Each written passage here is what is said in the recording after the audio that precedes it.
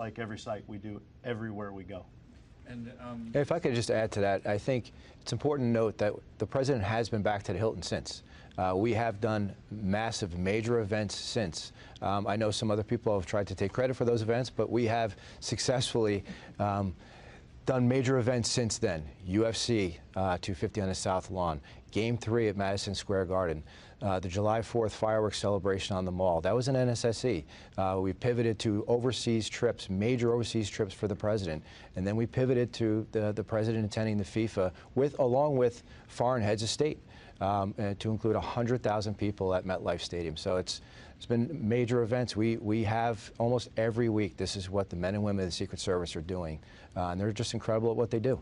And it's my sense, please tell me if I'm wrong, as a Trump reporter, somebody who's been following him around for years, it feels like these days to go to a Trump event or speech, it takes 6, 7, 8 hours just to get in, wait. The security apparatus seems so big now around anything that he does. Is that correct, that feeling, just that it's been built up so much now? I don't know. I think just some of the events are just larger. I think, not to compare or contrast other presidents, just every president is going to have different types of events. The current president happens to like large events, so it will take longer to get 100,000 people into an event rather than a dinner at, say, the local. Even like smaller, like the Mount Rushmore speech or the North Dakota Teddy Roosevelt Library, these sort of smaller speeches, whereas before it might have taken an hour or two. You show up in advance, it's 8 hours now. Is that because of the assassination attempts piling up? No, I haven't seen what you're discussing. I just, I'm out at these events. I monitor the lines. I'm at the magnetometer lines. I haven't seen what you're saying, but if you want afterwards, we can have a discussion on that. But I just haven't seen that. Hi, Nicole Skangas, CBS News. Thank you so much, all of you, for doing this. I'm happy for anyone to address these questions. I do have a question on the correspondents' dinner, but just first, since the conflict with Iran began, can you be more specific about the sort of qualitative change you've seen in threats directed at the president, senior officials, and other public events? And can you speak to how that might have factored into the decision not to use the new Air Force One that was donated by Qatar in at least one instance? Are there destinations, threat conditions, or mission profiles in which that aircraft is unsuitable? I think, look, we're never going to get into methods or means and how we do business. I don't want to tip our hand to the enemy of how we do it. So I don't think, again, if we want to have a conversation offline, I would be happy to do that. But we are always evaluating what's going on, both in and around us, and we'll make decisions based on that. I don't want to get into what we used and what we didn't use. It's just, it's not relevant. Can you speak more broadly to, since the Iran conflict began, the kinds of threats that you've seen? Go ahead. I would just say, I don't think it's any secret that it's been in the media that Iran has publicly said they want to kill President Trump. That is broadly. So just take that as media professionals and know there's also other information that we can't discuss. So that takes into account everything we do all the time. And just on the dinner, understanding that what's happening on Friday is a totally separate event, what was the most consequential finding in the after-action review of the April dinner? And how did that sort of inform preparations moving forward? I'm also curious, understanding that many within the Secret Service viewed that as a success, that the threat was stopped before he ever reached the door.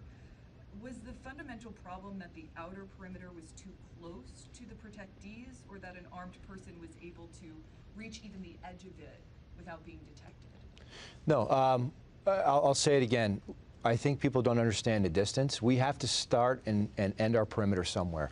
If it were up to me, I'd love to end it at the bridge, but that's going to inconvenience a lot of people. So we have to take into account what the environment is.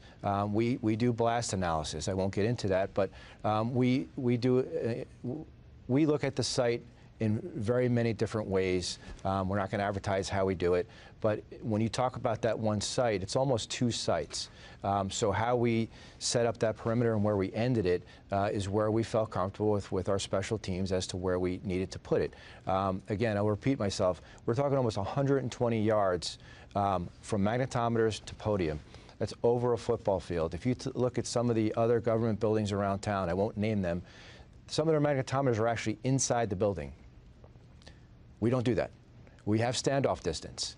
And that's where our team, which we have on the ground, felt comfortable doing it, and that's where it happened. We do expect things to happen at the magnetometers, unfortunately, but that's why they are there. And that's where it happened, and that's where it ended. So it did work. The system worked. We can't shut down an entire community when we have an event. It's our job to understand that site and to mitigate the threat, and to also allow the best we can business to also run. And as a very last question, can you speak to the fencing around the White House and potential plans to make that permanent, what benefit that would have for the Secret Service, and who would determine whether to keep the doors open or closed, so to speak? We're still in talks about it. If it were up to me, I would put 30-foot fences up everywhere. So, but yeah, I like fences. We've got about 3 more minutes, guys. Hi, guys. Thanks for doing this. Appreciate it. It's fascinating to listen to. Owen Jensen with EWTN Global Catholic Network. I realize you can't reveal operational details, but how concerned are you about drones being used to attack, protect these of yours? Very. So look, just in UAS in general, no one in federal government or law enforcement is doing more to proactively get after the drone threat than the Secret Service. Nobody in government. Look, the threat's real. We look at Ukraine, we look at just at basic intelligence. It's a matter of time before it comes to the United States. It's happening on the border. We know that. So it's absolutely top priority, top of mind, and it comes down to what we're doing to detect and mitigate. Detection is the key. I can tell you that Secret Service is leading the way in technology that has been recently deployed, and no other government agency has deployed it in the United States of America. Obviously, there's a lot of hoops to jump through, FAA involvement, there's PL 124N in a process to get equipment deployed. But in terms of detection capability and mitigation capabilities, we're leading the way. We're not there yet, but we are leading the way. Just to follow up, I, as others here do, we work at the White House on the North Lawn in those tents there. I'm not going to lie, sometimes you think, there's one of these things coming in at any moment. And how safe is the White House from a drone attack? I'll tell you, right now, it's very safe from attack. The technology we're deploying, and not just the White House, at all protected sites is, it's cutting edge right now for us in all of government. So it's coming.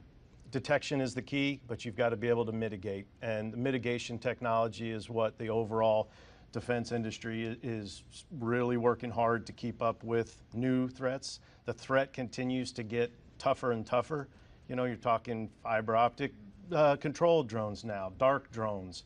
So it's a constant chase to keep up with it, but we're doing a tremendous job to stay ahead of the threat, especially at the White House. Thank you. And I'll tell you, we're also moving these assets around with the president, some of which first time used on American soil ever. So we will use anything and everything, and that's what I keep telling my agents and officers. Like, there's nothing that we aren't willing to do. We want them to feel empowered when we do these advances, to use what we have at our disposal. Following up on the drone issue, one of the issues that happened with Crooks is one of those detective systems went down. There was an officer who had to call the help service of the company. Is there efforts to make sure that when there are those systems, there are backup systems, but also that your officers are trained to the point where those calls aren't even required to do system resets, but that, you know, you're working with assets that they know backwards and forwards? Yeah, so directors made Airspace Security Division a priority. So we are light years ahead of where we were 2 years ago in terms of detection, only equipment, all the issues that you've identified. We're putting significant dollars behind robust, they're full teams that go out now. The training, I was at our training center yesterday, training every day. Very good technology going everywhere he goes. That particular issue, I'm confident it's not going to happen again with this director. Why was it an issue before? Why was it an issue? I don't think, There's a variety of reasons, and some of it was just deploying the right resources at the right levels, right? At that time, a former president wasn't getting the resources that they potentially should have been getting. I just own it for the Secret Service. That's not happening anymore. Well, and I could also tell you, having been there and knowing and hearing it firsthand, communication, it's critical. We've, certainly improved that. That is critical to me, is something that I, felt and knew firsthand, that we need to be better and do better. Not just us, but with our partners communicating with us. So that, anytime you see we have a major site, we always have a unified command post. We have all our partners are sitting together, communicating. We're all talking. We're all in the same room, ensuring that what one person hears, everybody hears. Director, thank you. Thanks, everybody. Anthony, may I ask for one more thing, please? I'm sorry to do this, but for the benefit of the camera, is it possible to have you tell us about who the likely perpetrators are now, based on this research that you've done, the mental health piece and the fact that they're showing signs, just so we can get that out to our audiences? Sure, absolutely. Our work over the last 25 years in the National Threat Assessment Center of researching attacks targeting government officials, facilities, schools, workplaces, basically all the places that we would be concerned about as an agency, has shown that there is no one specific profile, but we do see common themes in the backgrounds of those attackers. That includes contextual things that are stressors, history of possible mental health issues, maybe paranoia, delusions, hallucination, depression, suicidality, behavior changes, as well as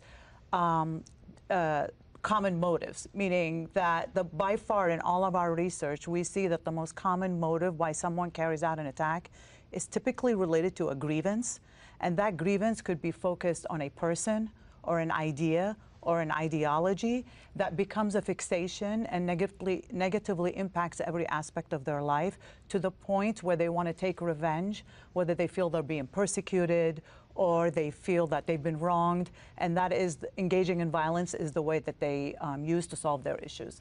And how are you learning about these threats that is different than what you learned before? No longer the handwritten note, but different ways. I can tell you that when I first started with the agency, I won't say how long ago that was, but at one point we created an internet threat desk, and it probably had like 7 people on it. But now with the advent of technology, we do that. For us as an agency, our model is how do we identify individuals so that we can assess and appropriately intervene. And the way that we identify them is typically they either self-identify, they bring themselves to attention, we notice it online, or they show up at the White House, we call them gate callers, and they self-identify. But the majority of the information that comes to us is through federal, state, local law enforcement, other government agencies, the VA, as well as a bulk of the internet concerning behavior and threats that we get comes from concerned citizens. They see it before others do. Yes, they often see that online, whether it's a comment on an article, a social media post. They'll either notify local police, they'll notify the FBI, or in some cases notify us directly. And how do you decide which online threats are over the top and which ones are just simply free speech? You've got to go. Investigate them all. Yeah. They all get investigated. If I could just take a moment just to thank everybody here. This is a rare opportunity for us. As I explained earlier, I'm a pretty private person and quiet, but to be in a room of true professionals, it's great to get our story out there, and for you to report that. I think it's great. It's a good partnership. Just ask to be fair, because we often don't toot our own horn. Probably should sometimes, but I appreciate everybody giving their time to us today. Thank you. It's really great. Thank you. Stranger. Thank you. Yeah. Don't be a stranger. Yeah. I was going to say thank you very much. Good to see you, sir.